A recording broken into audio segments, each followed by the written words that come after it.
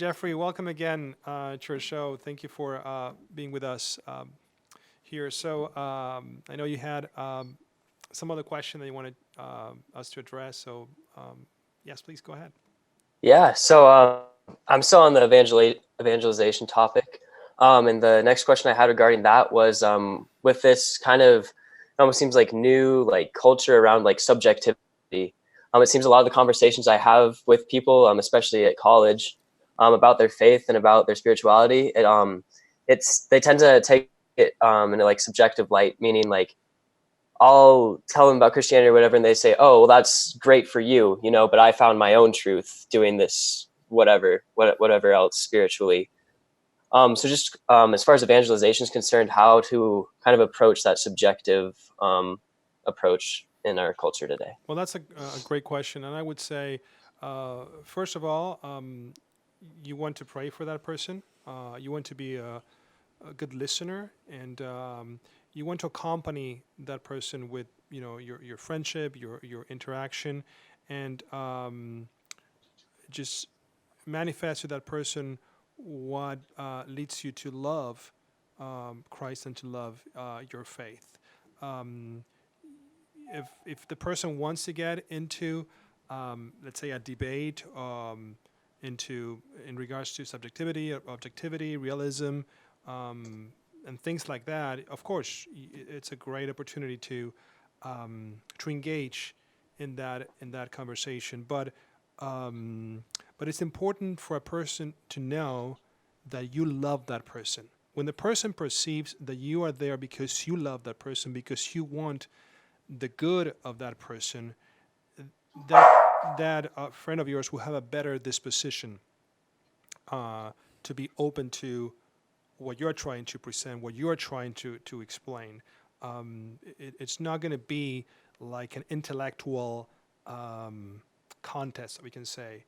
It's about you being present to that person, you loving that person, you're friends with that person, and you explaining to that person what gives meaning to your life, what brings you joy, what brings you happiness, and you're just offering that as a gift. You offer faith and your friendship with Jesus as a gift to that person, and then you can say you water that interaction with your prayers.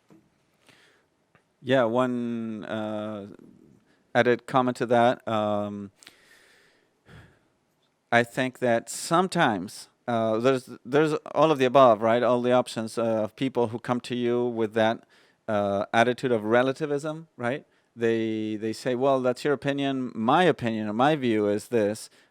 Typically, I love Jesus, but not the institutional churches, or that type of thing. So I think that many times that may be more of a defense mechanism, right?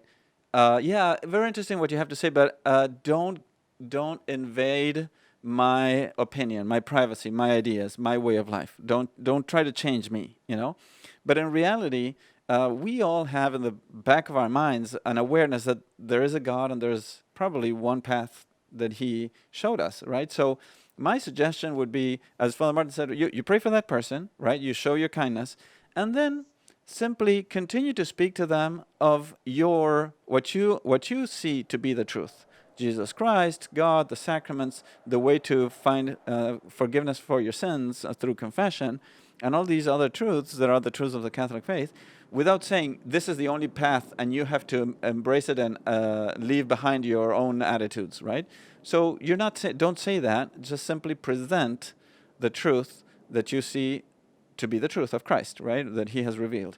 Almost like looking beyond their defense mechanism, right? And then, well, pray that if that person continues to talk to you, it means that they're interested in what you have to say. If they don't want to see you around anymore, then that shows that, yeah, they're not interested in your opinions, and that's helps you a little bit to address with some boldness and trust in God that initial defensive reaction.